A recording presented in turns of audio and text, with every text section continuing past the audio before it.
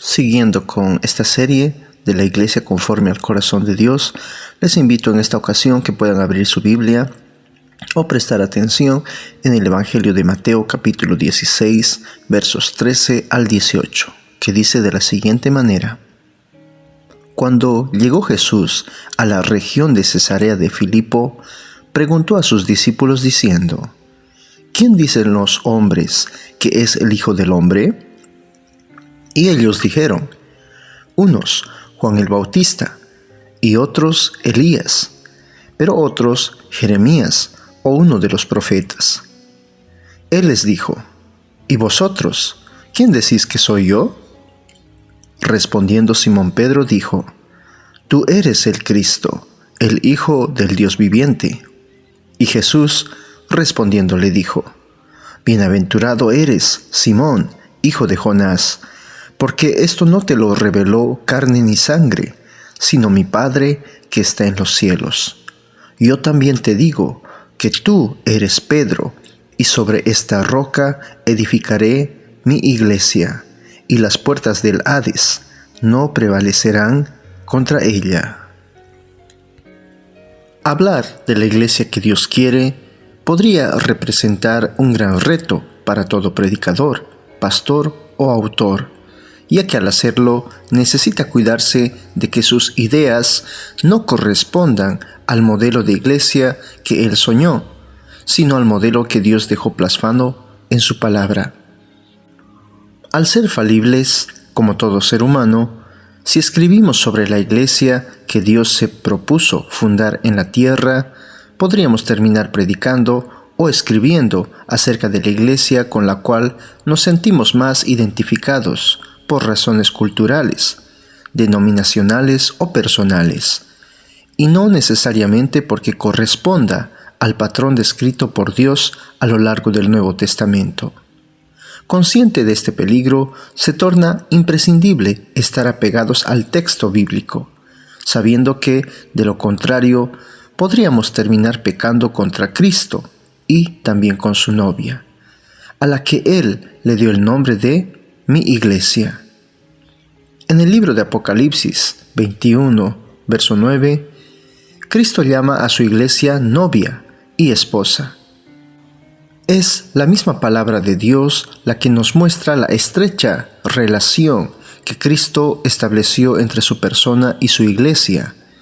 En momentos de tanta confusión entre los creyentes sobre lo que es una iglesia bíblica, es imprescindible que comprendamos bien esta relación entre la cabeza, Cristo, y el cuerpo, su iglesia, entre el novio y la novia. Peor aún, entre los mismos pastores y líderes, hay también enormes confusiones en cuanto a lo que la iglesia debe ser o no ser.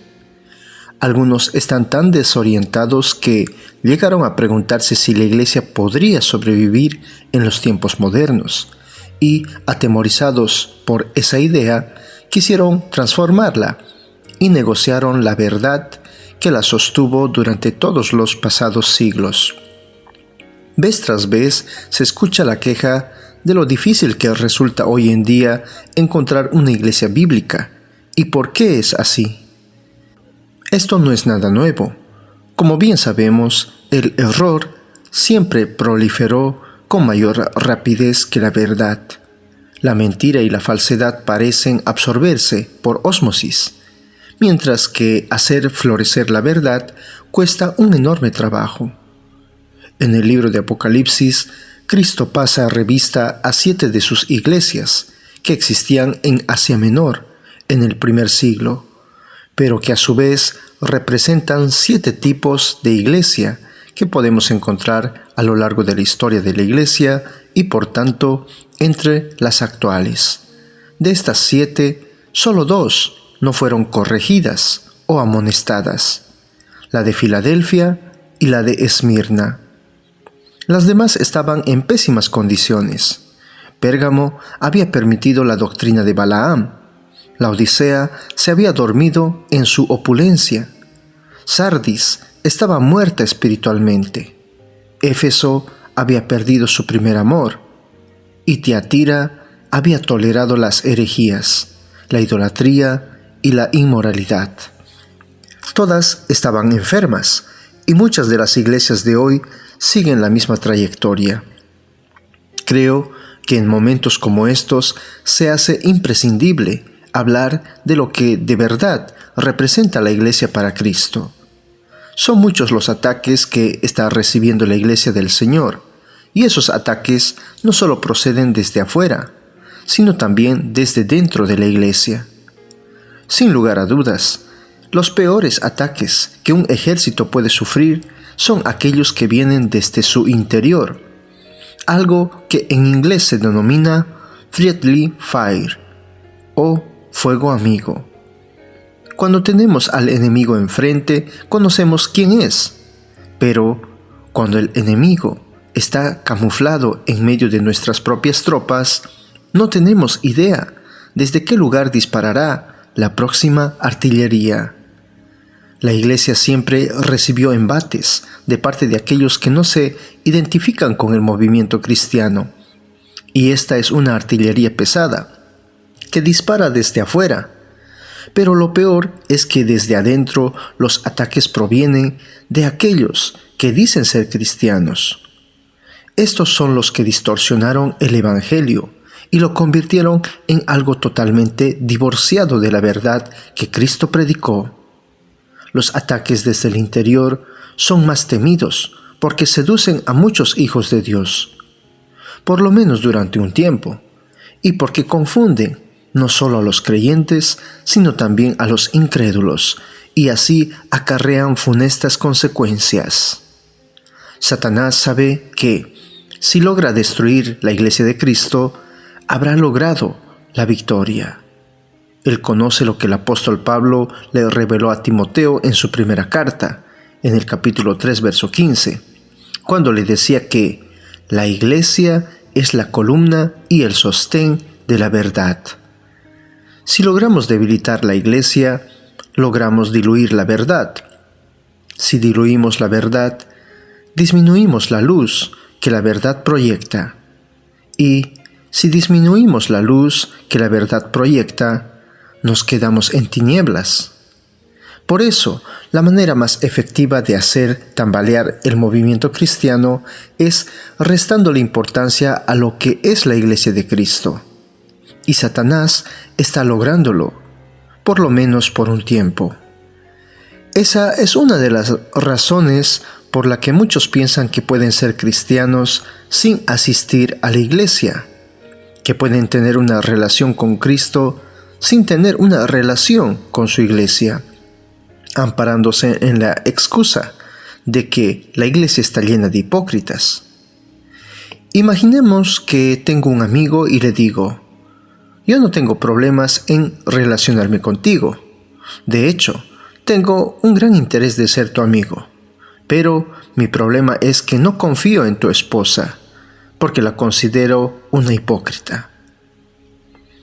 Así que procura que cuando nos juntemos seamos tú y yo solos, que ella no esté presente. ¿Se imagina cuál sería la reacción de su amigo ante esa propuesta? La misma reacción, o incluso mayor, es la respuesta de Cristo para aquellos que quieren llamarse cristianos sin tener un compromiso con su iglesia.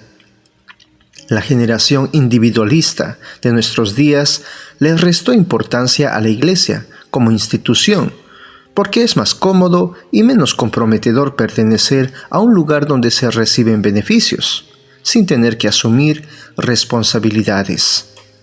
De hecho, la falta de deseos de pertenecer a una iglesia local milita en contra de la experiencia de conversión de la persona.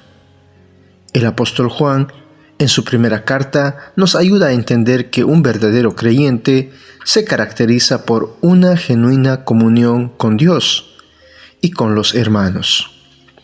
Como está escrito, si decimos que tenemos comunión con Él, pero andamos en tinieblas, mentimos y no practicamos la verdad. Mas si andamos en la luz, como Él está en la luz, tenemos comunión los unos con los otros, y la sangre de Jesús, su Hijo, nos limpia de todo pecado. 1 Juan 1, 6 al 7. Según este pasaje, es imposible ser cristiano sin tener una relación de hermandad con otros creyentes. Y esa es la razón por la que una de las funciones de la iglesia es la koinonía. Con el paso de los años, esta palabra fue perdiendo su fuerza y cuando hoy hablamos de koinonía, pensamos más en entretenimiento entre hermanos. Pero en realidad, detrás de esta palabra está la idea de tener algo en común. Y ese algo que debemos tener en común es una vida compartida, donde tu dolor sea mi dolor y tu alegría mi alegría. El apóstol Pablo lo expresó de esta manera en 1 Corintios 12, 26. Y si un miembro sufre, todos los miembros sufren con él. Y si un miembro es honrado, todos los miembros se regocijan con él. Diferentes personas, organizaciones e incluso denominaciones tienen diferentes ideas de lo que es la iglesia y su misión. Las discrepancias resultan de no usar la palabra de Dios para definir la institución que Cristo fundó. En algunas ocasiones, quizás se comenzó con un concepto bíblico que se fue distorsionando con el paso de los años. La palabra iglesia aparece solo 2 veces en los evangelios y en ambas ocasiones es utilizada por Cristo. Aparece en el Evangelio de Mateo en el capítulo 16 para hablar de la garantía de que la iglesia triunfaría contra viento y marea. Y luego en el capítulo 18 para hablar de la necesidad de mantener presente la disciplina de su iglesia. En ningún otro evangelio aparece la palabra como tal. Esto nos obliga a que, si queremos hablar de la iglesia que complace a Dios, debemos comenzar por donde Él comenzó. Creo que, si empezamos bien, tenemos mayores garantías de terminar bien. Mi intención en este tema y en el próximo será analizar estos 2 pasajes del Evangelio de Mateo, en los cuales aparece la palabra iglesia. En el primer pasaje que vamos a estudiar, Cristo establece la garantía de la sobrevivencia de la iglesia y de su triunfo final. Y en el segundo pasaje de Mateo, al que hemos aludido, Cristo establece la necesidad de que esa iglesia viva en santidad, se ha de representar de manera correcta a su Señor, y si Él ha de trabajar a través de ella. Vayamos entonces a Mateo 16, versos 13 al 18, que dice así: Cuando llegó Jesús a la región de Cesarea de Filipo, preguntó a sus discípulos diciendo: ¿Quién dicen los hombres que es el Hijo del Hombre? Y ellos dijeron: unos Juan el Bautista, y otros Elías, pero otros Jeremías, o uno de los profetas. Él les dijo: ¿Y vosotros, quién decís que soy yo? Respondiendo Simón Pedro dijo: Tú eres el Cristo, el Hijo del Dios viviente. Y Jesús respondiendo le dijo: Bienaventurado eres, Simón, hijo de Jonás, porque esto no te lo reveló carne ni sangre, sino mi Padre que está en los cielos. Yo también te digo que tú eres Pedro, y sobre esta roca edificaré mi iglesia, y las puertas del Hades no prevalecerán contra ella. La mayoría de los creyentes saben que estas palabras representan lo que se llamó la confesión de Cesarea de Filipo por parte de Pedro. Esta confesión tiene lugar en un momento en que Jesús quería oír de la boca de los discípulos la opinión que la gente tenía de él, para luego compararla con la de sus discípulos. Sin embargo, Jesús estaba detrás de algo más, porque él conocía los pensamientos de los hombres. Jesús quería aprovechar sus respuestas para que ellos llegaran a entender que la iglesia que él estaba fundando contaba con todas las garantías del cielo y la tierra. Cuando Jesús pregunta, ¿y vosotros? ¿Quién decís que soy yo? Pedro, impulsivo como siempre, se adelanta a responder, tú eres el Cristo, el Hijo del Dios viviente. A lo cual Jesús responde, bienaventurado eres, Simón, hijo de Jonás, porque esto no te lo reveló carne ni sangre, sino mi Padre que está en los cielos. Yo también te digo que tú eres Pedro, y sobre esta roca edificaré mi iglesia, y las puertas del Hades no prevalecerán contra ella. En este solo pasaje, Jesús deja no menos de 5 enseñanzas para sus discípulos en torno a su iglesia. ¿Cuáles son estas enseñanzas fundamentales para el buen desarrollo y sostenimiento de una iglesia que quiere conformarse al patrón bíblico? Primero, el fundamento o la roca sobre la cual se edificaría la iglesia. Segundo, la relación entre el fundamento o la roca y el resto del edificio, es decir, la iglesia. Tercero, la promesa y el diseño del constructor de la iglesia. Cuarto, la procedencia de los ataques contra la iglesia. Y quinto, la garantía de la iglesia. Veamos el primer punto, el fundamento o la roca sobre la cual se edificaría la iglesia. La declaración de Pedro debió de haber sorprendido al resto del grupo, porque era algo que él había recibido por revelación y que ni él mismo entendía bien. De ahí las palabras de Cristo, esto no te lo reveló carne ni sangre, sino mi Padre que está en los cielos. Lo que Pedro acababa de revelar era nada más y nada menos que la identidad de Cristo, y esa declaración sobre la persona de Jesús y la persona misma de Jesús pasarían a ser la roca sobre la cual se edificaría la iglesia.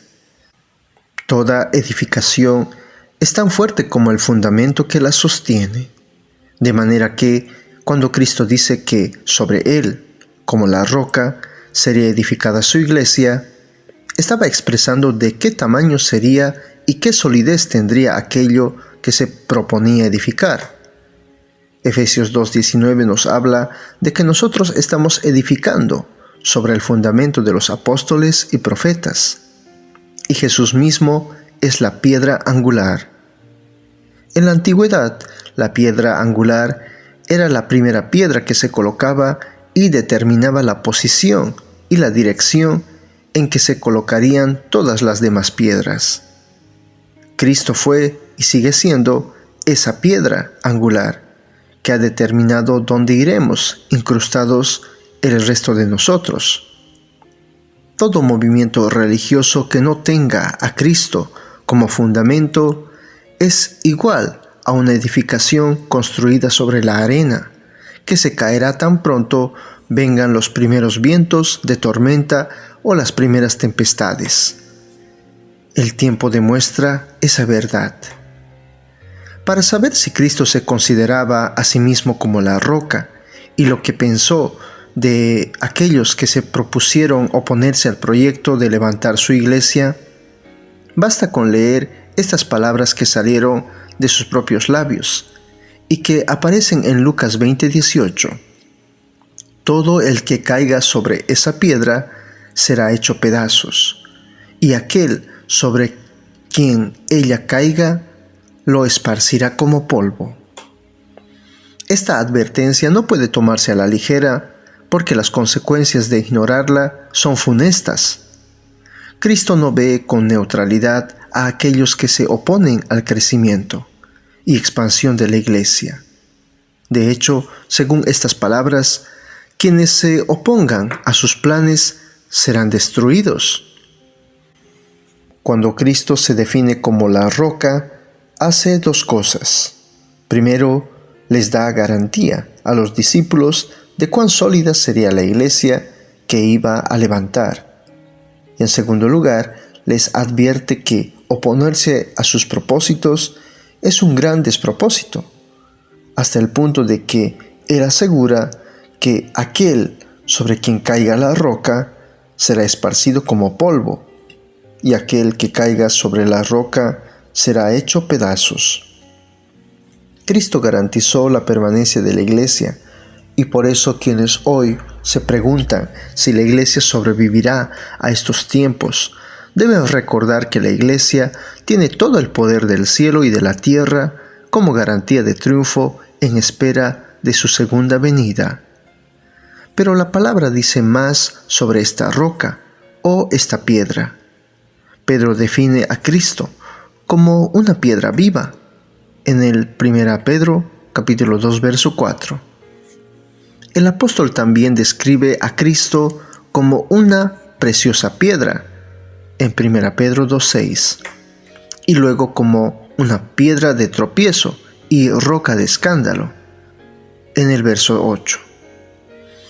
Él es una piedra viva porque, como lo probó el domingo de resurrección, la tumba no pudo retenerlo. Es una piedra viva y como tal, Él es quien les da vida a su iglesia y a cada uno de sus miembros.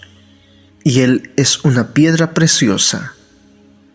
Las piedras preciosas se evalúan de acuerdo con su belleza y perfección, lo cual es congruente con lo revelado en el Salmo 45, verso 2, donde se nos dice que Jesús es el más hermoso de los hijos de los hombres, y con que todo el Nuevo Testamento habla de la perfección del Hijo de Dios. Lamentablemente, aquellos que desconocen el valor de las piedras preciosas no pueden apreciar su valor, y lo mismo ocurre con aquellos que desconocen a Cristo. Sin embargo, Cristo no es solo una piedra viva y una piedra preciosa, sino que es también una piedra de tropiezo y roca de escándalo. Verso 9 y 33 de Romanos. Y lo que lo convierte en esto son sus declaraciones acerca de que Él es el único camino, la única verdad y la vida. En segundo lugar, hablemos de la relación entre el fundamento o la roca y el resto del edificio.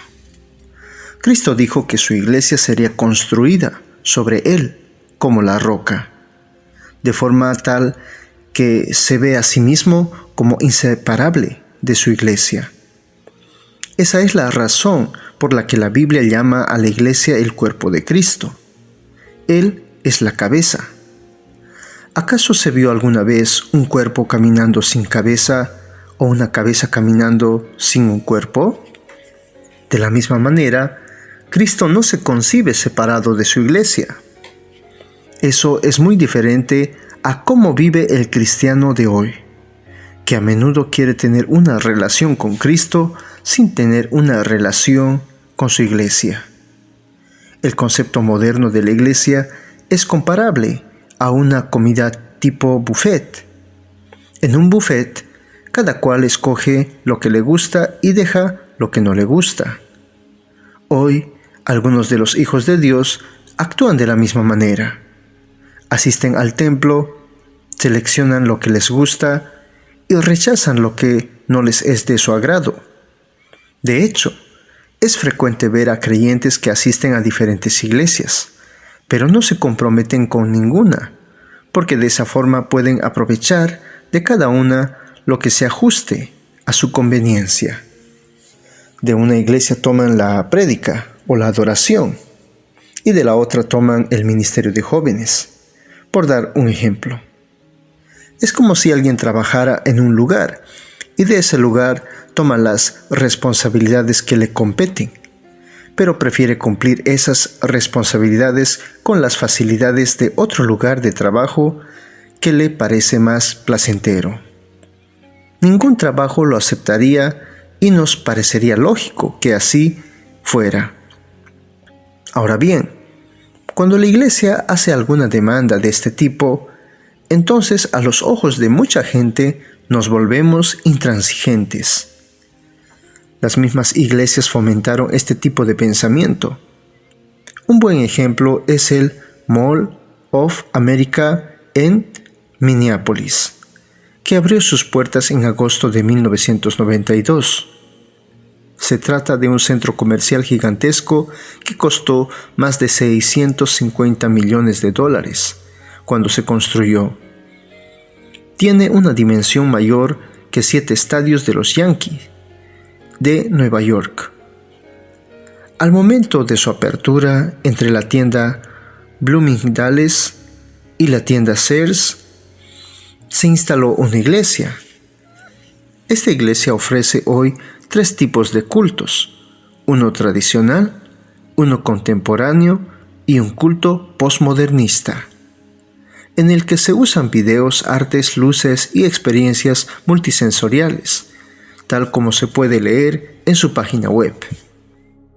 Los pastores además sugieren que la gente vaya los domingos con ropa liviana, de manera que puedan ir de compras después del servicio sin la menor consideración de lo que es el día de reposo y del Señor, en el que debemos disponernos a descansar, adorar a nuestro Dios y compartir sus bendiciones con nuestra familia. Todas estas adaptaciones de la verdad de Dios a la conveniencia del ser humano se deben al apetito voraz del creyente posmoderno de vivir para el aquí y ahora. Un creyente que no tiene la mentalidad de servir a la iglesia que asiste, sino de servirse de ella. Esa no es la manera como Cristo ve a su novia. En el Nuevo Testamento la palabra iglesia aparece entre 110 y 119 veces, dependiendo de la traducción. Y en aproximadamente 90 de ellas hace una referencia a una iglesia local. Para la iglesia primitiva era inconcebible que alguien no perteneciera y no se comprometiera con la iglesia local donde Dios lo había colocado. Los privilegios siempre implicaban responsabilidades, hasta en los clubes sociales. De ahí que, si estamos interesados en obtener beneficios de una iglesia local, deberíamos estar interesados en cumplir nuestras responsabilidades para con ella. Hablemos ahora del tercer punto, la promesa y el diseño del constructor de la iglesia. Cristo dijo: yo edificaré mi iglesia. De manera que nosotros no somos los que edificamos, sino Dios. Si Él es quien la construye, entonces tenemos que preguntarle a Él cómo quiere que hagamos el trabajo. Tenemos que levantar la iglesia de Dios a la manera de Dios, en el tiempo de Dios y con los recursos de Dios. Si, como ya dijimos, Cristo es el constructor, tendríamos que preguntarnos: ¿cuándo empezó esa construcción?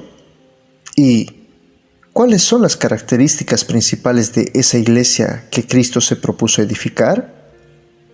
En primer lugar, la iglesia no surge de la mente de Dios como un plan de emergencia, porque la iniciativa con Israel fracasó. La idea de la iglesia surge en la mente de Dios en la eternidad pasada. Y por eso hablamos de que lo primero que Cristo hace cuando se propone erigir su iglesia en esta tierra es un llamado a aquellos que habrían de formar parte de esta iglesia, sus elegidos. Y eso ocurrió también en la eternidad pasada, según Efesios 1, versos 1 al 14. Cristo primero la elige y luego la compra con su propia sangre, tal como expresa Pablo en los siguientes pasajes.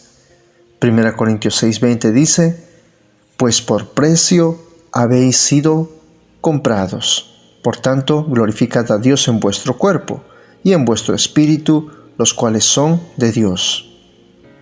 1 Corintios 7:23. Comprados fuisteis por precio, no os hagáis esclavos de los hombres. Y Hechos 20:28, escrito por Lucas, nos transmite la misma idea. Tened cuidado de vosotros y de toda la grey, en medio de la cual el Espíritu Santo os ha hecho obispos para pastorear la iglesia de Dios, la cual Él compró con su propia sangre. La característica principal de la Iglesia de Cristo es que está constituida por personas que fueron llamadas, y ese llamado tiene cualidades muy especiales. Como ya explicamos, la palabra iglesia proviene del griego eclesia, que es una palabra compuesta de dos elementos, la preposición ek, que significa fuera, y el verbo kaleo, que significa llamar. Los llamados afuera. Fuimos llamados a ser santos. Por eso dice Romanos 1, 6 al 7, entre los cuales estáis también vosotros, llamados de Jesucristo, a todos los amados de Dios que están en Roma, llamados a ser santos. El Señor construye su iglesia con todos aquellos que fueron llamados desde la eternidad pasada. Fuimos llamados a la santidad y a tener comunión con Él. 1 Corintios 1:9. También hemos sido llamados a soportar sufrimientos, como leemos en 1 Pedro 1:20 al 21.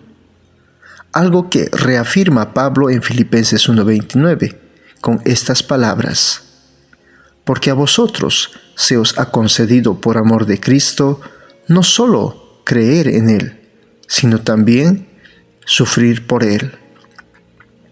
Nuestro llamado a la santidad debe contribuir a la edificación de aquello que Cristo se propuso hacer desde los tiempos eternos. Pero ¿de qué modo puede nuestra santidad contribuir a la edificación de la Iglesia de Cristo? En más de una manera. Lo único que debemos tener en cuenta es que Cristo construye su iglesia con su poder. Tanto es así que antes de ascender a los cielos les advirtió a sus discípulos que no salieran de Jerusalén hasta tanto no recibieran poder, y poder de lo alto. Hechos 1:8. Ese poder no va a fluir a través de vidas no santificadas, y si su poder no fluye, no habrá iglesia. La fortaleza de una iglesia depende de la santidad de su liderazgo y de los miembros que la componen. Nuestra santidad individual contribuye a fortalecer el cuerpo de Cristo, en la medida en que nuestro testimonio de vida adorna la doctrina. En Tito 2, 9 al 10 se nos dice: exhorta a los siervos a que se sujeten a sus amos en todo, que sean complacientes, no contradiciendo, no defraudando, sino mostrando toda buena fe, para que adornen la doctrina de Dios, nuestro Salvador, en todo respecto. De esta manera se nos manda que seamos fieles en todo para adornar la doctrina de nuestro Salvador Jesucristo. El término traducido aquí como adornen es cosmeo, que en griego significa hacer atractivo, y de aquí se deriva la palabra cosmético. De esta manera Cristo se propone edificar su iglesia a través de hijos que estén dispuestos a servir como cosmético para el decoro y el embellecimiento de la enseñanza. Asimismo, cosmeo significa orden, en oposición al caos. En este sentido, es interesante notar que la Iglesia del Señor se erige como lugar de orden en oposición al mundo caótico. Cristo se propuso levantar su iglesia a través de discípulos que estuvieran dispuestos a sufrir por su causa, a darlo todo por su nombre y que no se rindieran a mitad de camino. En cuarto lugar, la procedencia de los ataques contra la iglesia es lo que veremos enseguida. El texto también habla de que las puertas del Hades no van a prevalecer contra la iglesia de Cristo. El Hades representa el reino de las tinieblas. Entonces, cuando Jesús hace esta aseveración, está dejando entrever que sabía de antemano que Satanás, con todo su sistema, trataría de inmovilizar a la iglesia de Jesucristo. Y por cierto, quiso hacerlo desde sus inicios, pero no lo consiguió. Cuando el movimiento cristiano comenzó, Satanás trató de detener su crecimiento desde afuera, mediante la persecución de los creyentes. pero pronto se percató de que cuanta más sangre derramaban los mártires, más crecía la iglesia. Entonces cambió la estrategia y se las ingenió para que la iglesia fuera atacada desde adentro. Con mucha facilidad, después de la posible conversión de Constantino en el año 312 después de Cristo, Satanás logró producir una alianza entre el reino de los cielos y el poder político en la tierra. Y con el matrimonio entre esos dos reinos, el reino de Dios y el reino de los hombres, logró quitarle mucha fuerza a la iglesia. Pero Dios la preservó contra viento y marea, y durante la época de Lutero la hizo resurgir del mismo centro de la corrupción en que había caído. Esta vez renació con mayor fuerza, autoridad y poder, y consiguió renovar la fe y cambiar la doctrina y el pensamiento de todo un continente. En los últimos 100 años, la Iglesia volvió a perder fuerza por muchos y diversos motivos. En algunos casos olvidó que su enemigo número uno es Satanás, y al olvidarse de él, fue presa fácil de sus artimañas. A finales del siglo XVIII y principios del siglo XIX, vimos el surgimiento y fortalecimiento de la teología liberal, que continúa todavía en nuestros días. En otros casos, la Iglesia le ha dado a Satanás y sus demonios una importancia tal que se olvidó de Cristo y pasó más tiempo hablando de Satanás que del Señor mismo. Ahí es donde estamos hoy, con una iglesia que proclama a Cristo como el Salvador del universo, pero que al mismo tiempo, cuando de Satanás se trata, actúa como si éste estuviera fuera del señorío de Cristo o tuviera el mismo poder que el Rey que rige el universo. Una iglesia así es una iglesia atemorizada, que no entendió que Satanás es un enemigo derrotado, que logra volver inefectivos a los hijos de Dios, intimidándolos y haciéndoles creer que Él tiene más poder del que realmente tiene. No podemos olvidar que Cristo desarmó todo el reino de las tinieblas al morir en la cruz.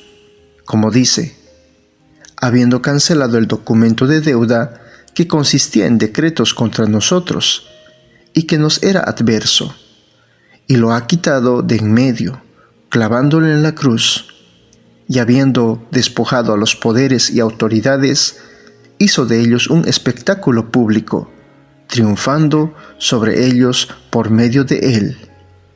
Colosenses 2, 14 al 15. Y esto Cristo lo hizo aún estando desamparado, deshidratado, ensangrentado y traspasado.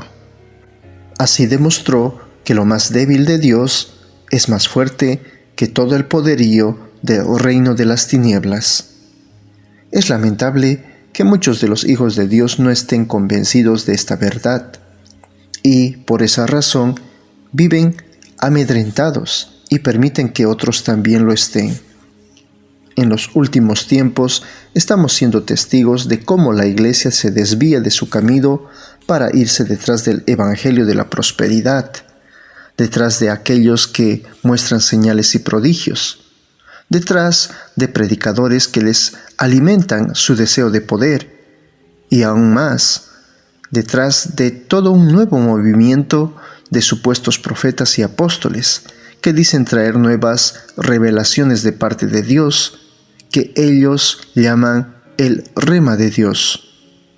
Satanás entretuvo a la iglesia de Cristo de la misma manera que lo hizo con el mundo, y en medio de ese entretenimiento logró hacer caer a muchos líderes presos del anhelo de poder, de la avaricia y de la sexualidad. Este es el origen de los grandes escándalos que se suscitaron dentro de la iglesia del Señor. Estos escándalos hicieron que muchos duden de la iglesia y que muchos otros duden también de su futuro y permanencia. Cada vez que la iglesia relega la enseñanza de la palabra de Dios a un segundo plano y se hace tan adicta al mundo y tan sensible a los sentimientos del inconverso que diluye el mensaje por temor a ofenderlo, el resultado es un debilitamiento de la Iglesia y de sus líderes, y las consecuencias son las que vimos durante los últimos años. Cuando la Iglesia de Cristo se atreve a asegurar que Dios es soberano, pero diluye la soberanía de Dios predicando un evangelio centrado en el ser humano, pierde su poder, su autoridad y su seguridad. Pierde cuando quiere amar tanto al hermano que tolera su pecado y olvida la santidad de Dios. La verdad de Dios es ofensiva. Por eso Pedro el apóstol en su primera carta llama a Jesús piedra de tropiezo y roca de escándalo. Para los incrédulos, esas iglesias podrán estar llenas de gente, pero no de discípulos. Cristo levantó su iglesia con el propósito de que ella sacudiera las puertas del infierno. Y sin embargo, en los últimos años ha ocurrido lo contrario. Satanás logró sacudir las puertas de la iglesia de Dios, y la única razón es que ella fue entretenida, de la misma manera que el mundo se entretiene, buscando su conveniencia, su comodidad, su significado, su sentido de importancia y su propia seguridad y relevancia. Decía alguien que muchas iglesias se transformaron en puntos de distribución de aspirina religiosa. En otras palabras, la gente va a la iglesia por la misma razón que va a la consejería, en busca de que la hagan sentir mejor, pero no para ser mejores. Ahora veremos el punto de la garantía de la iglesia. ¿Cómo sabemos si la iglesia de Cristo triunfará? ¿Qué garantía tenemos de que esto será un hecho cierto? La garantía es su palabra. Cristo garantizó el triunfo de su iglesia y los primeros discípulos tuvieron la oportunidad de escuchar esas garantías de sus propios labios el día de la confesión pública de Pedro en Cesarea, cuando Cristo preguntó: ¿Quién dicen los hombres que es el Hijo del Hombre? Y ellos dijeron: unos Juan el Bautista, y otros Elías, pero otros Jeremías, o uno de los profetas. Él les dijo: ¿y vosotros, quién decís que soy yo? Respondiendo Simón Pedro, dijo: tú eres el Cristo, el Hijo del Dios viviente. Y Jesús, respondiendo, le dijo: bienaventurado eres, Simón, hijo de Jonás, porque esto no te lo reveló carne ni sangre, sino mi Padre, que está en los cielos. Yo también te digo que tú eres Pedro, y sobre esta roca edificaré mi iglesia, y las puertas del Hades no prevalecerán contra ella. Mateo 16, 13 al 18. Si ya Él lo garantizó, ¿qué hace el pueblo de Dios con los brazos cruzados, amedrentado por Satanás, un enemigo derrotado? El reino de Dios ya fue inaugurado aquí en la tierra. A nosotros como iglesia nos toca proclamar su victoria. Estos no son tiempos para cobardes, no son tiempos para seguir echados en nuestras camas, y mucho menos para permanecer dormidos en nuestros laureles. Estos son tiempos de valor, desafíos, entrega, trabajo arduo, compromisos, definición. Son tiempos para ser enfrentados por hombres y mujeres de Dios.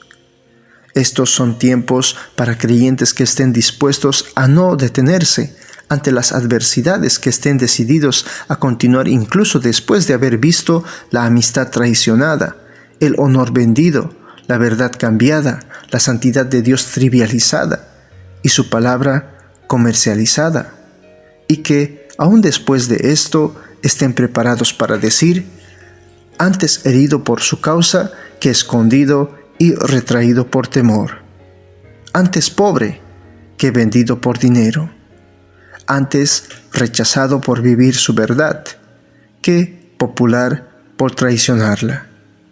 Antes aislado del mundo que contaminado por el pecado. Antes muerto que negar su nombre. La iglesia no es un grupo de personas que se congrega en un lugar para adorar y alabar a Dios. Cualquier otro movimiento religioso puede hacer lo mismo. Tampoco es un grupo religioso que se reúne para celebrar eventos de una manera cristiana y divertida. Claro que no. La iglesia es el pueblo de Dios, capacitado por el Espíritu Santo para vivir una vida digna de su llamado, y que hace tambalear las puertas del infierno. La iglesia debe regresar a donde comenzó, debajo de la cruz, y centrarse en la palabra de Dios. David Wells lo expresa muy bien cuando dice lo siguiente: los reformadores cristianos entendían que la fe cristiana siempre sería mal entendida si la cruz era mal entendida. O para ponerlo de una manera positiva, aquellos que han logrado entender la cruz correctamente entienden también así el significado de Cristo y pueden ver de forma precisa el propósito completo de la revelación. Y es que Cristo y su cruz están en el centro de la revelación, de su voluntad moral y su plan de salvación en la Escritura. Más aún, sin la cruz nos quedaríamos sin la lupa a través de la cual su amor y su santidad son más claramente visibles. Pararse debajo de la cruz es pararse en el único lugar donde el carácter de Dios arde con más brillo y donde su solución al problema del pecado resuena por todos los tiempos. Es difícil, sin embargo, pararse allí. El costo de admisión a este lugar equivale a la humillación de nuestro orgullo intelectual, moral y religioso. Pararse allí es arrepentirnos de nuestra propensión a elevar a normas universales nuestros propios estándares de lo que está bien o mal y aceptar en su lugar el juicio de Dios. La Iglesia no debe olvidar jamás quién la fundó y quién garantizó su futuro. Con eso en mente, podemos lanzarnos a realizar su trabajo como Dios nos reveló en su palabra, sin vivir preocupados por si la Iglesia sobrevivirá a estos tiempos. No existe la menor posibilidad de que la Iglesia sucumba. Cristo es la roca, y toda edificación construida sobre la roca podrá soportar los embates de la tormenta. De hecho, la Iglesia de Cristo vivió bajo tormenta durante unos 2000 años, y hoy por hoy es más grande y más fuerte, a pesar de todo el terreno que hayamos perdido durante los últimos años en algunos lugares. Mientras Dios permite en su soberanía el debilitamiento de la Iglesia en ciertos lugares, el mismo Dios la sigue fortaleciendo en países como China y la está haciendo nacer en lugares de la ventana 1040, donde antes no había presencia de la Iglesia de Cristo. Recordemos sus palabras: estas cosas os he hablado para que en mí tengáis paz. En el mundo tenéis tribulación, pero confiad, yo he vencido al mundo. Juan 16:33. En Cristo tenemos sus promesas y en el Evangelio tenemos su poder. La Iglesia atravesó y atravesará por momentos difíciles, pero nunca le faltó ni le faltará la presencia de Cristo. Él prometió estar con ella hasta el fin del mundo. El Señor no solo declaró que permanecerá con su Iglesia para siempre, Mateo 28:16 al 20, sino que también reveló que Él está por nosotros y no contra nosotros, como afirman estos versículos de Romanos 8:31 al 39. Entonces, ¿qué diremos a esto? Si Dios está por nosotros, ¿quién estará contra nosotros? El que no eximió ni a su propio Hijo, sino que lo entregó por todos nosotros, ¿cómo no nos concederá también con Él todas las cosas? ¿Quién acusará a los escogidos de Dios? Dios es el que justifica. ¿Quién es el que condena? Cristo Jesús es el que murió, sí, más aún, el que resucitó, el que además está a la diestra de Dios, el que también intercede por nosotros. ¿Quién nos separará del amor de Cristo? ¿Tribulación? ¿O angustia? ¿O persecución? ¿O hambre? ¿O desnudez? ¿O peligro o espada? Tal como está escrito, por causa tuya somos puestos a muerte todo el día, somos considerados como ovejas para el matadero. Pero en todas estas cosas somos más que vencedores por medio de aquel que nos amó, porque estoy convencido de que ni la muerte ni la vida, ni ángeles ni principados, ni lo presente ni lo porvenir, ni los poderes ni lo alto, ni lo profundo, ni ninguna otra cosa creada nos podrá separar del amor de Dios, que es en Cristo Jesús, Señor nuestro. Y aquí finalizamos un tema más y te pedimos que puedas compartir este mensaje con todos tus contactos, que puedas darle un me gusta a este video y también suscribirte si no lo hiciste todavía. Gracias por su compañía y nos vemos Dios mediante hasta el próximo tema. Bendiciones.